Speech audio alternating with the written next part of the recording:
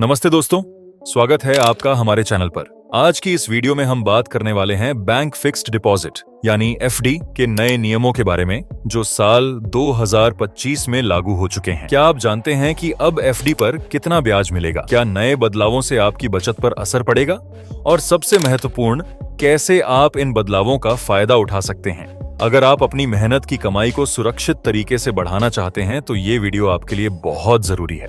हम step by step सब कुछ समझाएंगे, एफडी क्या है से लेकर नए नियमों तक, और आखिर में कुछ टिप्स भी देंगे जो आपको अमीर बनाने में मदद करेंगे। तो वीडियो को लाइक करें, सब्सक्राइब करें और बेल आइकन दबाएं ताकि ऐसी उपयोगी जानकारी आपको सबसे पहले मिले। चलिए शुरू करते हैं। सबसे पहले आइए समझते हैं कि बैंक फिक्स्ड डिपॉजिट क्या होता है। एफडी एक ऐसा निवेश विकल्प है जहां आप बैंक में एक निश्चित राशि एक तय समय के लिए जमा करते हैं और बदले में बैंक आपको एक तय ब्याज दर पर पैसे देता है। ये बहुत सुरक्षित होता है क्योंकि आपका मूलधन हमेशा सुरक्षित रहता है और ब्याज भी तय होता है। पहले के सालों में एफडी पर ब्याज दरें ज्यादा हुआ करती थीं, लेकिन अब आरबीआई की पॉलिसी के कारण ये थोड़ी कम हो गई हैं। लेकिन चिंता न करें, हम डिटेल में देखेंगे कि 2025 में क्या बदलाव आए हैं। अब बात करते हैं मुख्य विषय की, यानी 2025 में एफडी के नए नियमों की।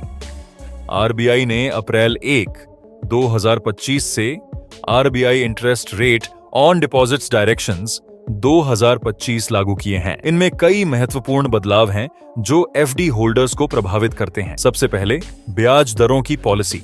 बैंक अब केवल करंट अकाउंट में ही बिना ब्याज के डिपॉजिट स्वीकार कर सकते हैं। एफडी जैसे टर्म डिपॉजिट्स पर हमेशा ब्याज देना अनिवार्य है। अगर आपकी एफडी मैच्योर हो जाती है और आप पैसे नहीं निकालते तो ओवरड्यू पीरियड पर ब्याज या तो सेविंग्स अकाउंट की दर से मिलेगा या एफडी की मूल दर से, जो भी कम हो। ये नियम पहले से था, लेकिन अब इसे और सख्ती से लागू किया जा रहा है। एक और महत्वपूर्ण बदलाव है प्री मैच्योर विथड्रॉल, यानी समय से पहले पैसे निकालने पर पेनल्टी। बैंक अब अपनी बोर्ड अप्रूव्ड पॉलिसी के तहत पेनल्टी लगा सकते हैं, यहां तक कि आंशिक विथड्रॉल पर भी। ये पेनल्टी क्या होगी, ये बैंक आपको डिपॉजिट करते समय बताना जरूरी है। तो एफडी करवाते समय हमेशा ये डिटेल्स चेक करें। इसके अलावा अगर कोई डिपॉजिटर की मौत हो जाती है तो मैच्योर एफडी पर ब्याज बैंक की पॉलिसी के अनुसार मिलेगा। अब एनआरआई के लिए एफसीएनआरबी स्कीम में रेकरिंग डिपॉजिट्स नहीं स्वीकार किए जा सकते, और अगर एफसीएनआरबी डिपॉजिट मैच्योर होने के बाद रिन्यू होती है तो ब्याज दर मैच्योरिटी डेट या रिन्यूअल डेट की दर से कम वाली ली जाएगी, अगर रिन्यूअल 14 दिनों के अंदर हो। ये नियम एनआरआई निवेशकों के लिए महत्वपूर्ण है। मार्च 1, 2025 से कुछ और बड़े बदलाव हुए हैं जो फाइनेंशियल लाइफ को प्रभावित करते हैं। इनमें से एक है एफडी इंटरेस्ट रेट्स में संभावित बदलाव। कई बैंकों ने मार्च से अपनी एफडी दरें रिवाइज की हैं, मुख्य रूप से आरबीआई के रेपो रेट कट्स के कारण। जून 6, 2025 को आरबीआई ने रेपो रेट 50 बेसिस पॉइंट्स घटाकर 5.5% कर दिया। ये साल का तीसरा कट था जिससे एफडी दरें नीचे आई हैं। इसके अलावा टैक्स से जुड़े बदलाव फाइनेंशियल ईयर 2025-26 से, यानी अप्रैल 1, 2025 से एफडी इंटरेस्ट पर टीडीएस की लिमिट बढ़कर 50,000 रुपए हो गई है।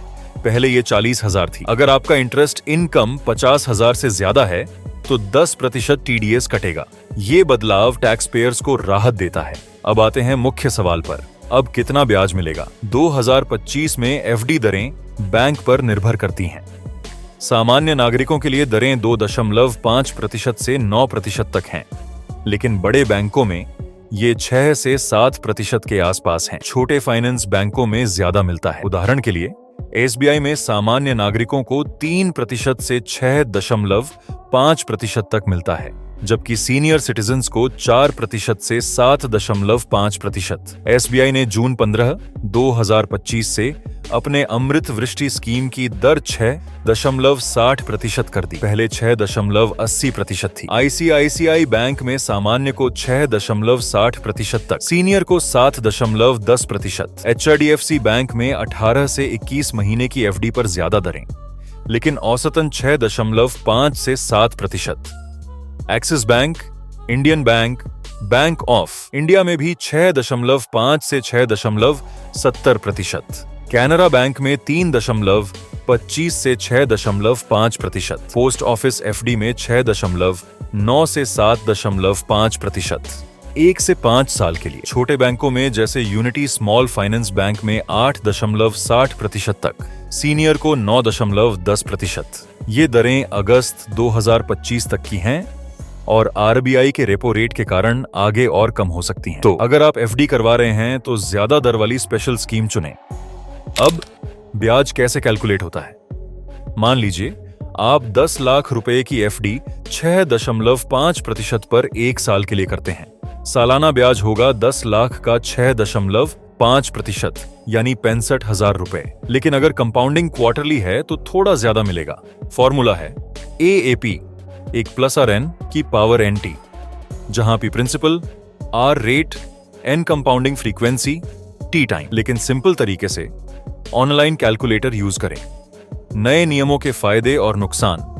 फायदे में TDS लिमिट बढ़ना, जो कम इनकम वालों को राहत देता है। नुकसान में दरें कम होना, तो लंबी टेन्योर वाली एफडी चुनें। बैंक स्टाफ या रिटायर्ड स्टाफ को अतिरिक्त ब्याज मिलता है, लेकिन शर्तें हैं कि वे प्रिंसिपल होल्डर हों। दोस्तों, अब कुछ बोनस टिप्स जो आपकी बैंक एफडी को और स्मार्ट निवेश बनाएंगे। पहला टिप, लैडरिंग स्ट्रैटेजी अपनाएं। अपनी राशि को अलग अलग टेन्योर की एफडी में बांट दें, जैसे 1 साल, 2 साल और 5 साल। इससे आपको लिक्विडिटी मिलेगी और अगर ब्याज दरें बढ़ें तो आप रिन्यूअल पर फायदा ले सकते हैं। दूसरा टिप, स्पेशल एफडी स्कीम्स का फायदा उठाएं। कई बैंक सीमित समय के लिए स्पेशल टेन्योर जैसे 393 दिन या 555 दिन पर ज्यादा ब्याज देते हैं। इन पर नजर रखें। तीसरा टिप, ऑटो रिन्यूअल सावधानी से चुनें। ऑटो रिन्यूअल सुविधाजनक है, लेकिन रिन्यूअल से पहले नई ब्याज दरें चेक करें, नहीं तो कम दर पर रिन्यू हो सकता है। चौथा टिप, सीनियर सिटीजन या स्टाफ बेनिफिट्स चेक करें। अगर आप सीनियर सिटीजन हैं या बैंक स्टाफ से रिलेटेड हैं तो अतिरिक्त ब्याज दर, जो आमतौर पर 0.5 से 1% तक होती है, जरूर लें। पांचवा टिप, डिजिटल प्लेटफॉर्म यूज करें। कई बैंक ऑनलाइन या मोबाइल ऐप से एफडी बुक करने पर अतिरिक्त ब्याज देते हैं, जैसे 0.1 या 0.2% ज्यादा। छठा टिप, टैक्स इंपैक्ट समझें।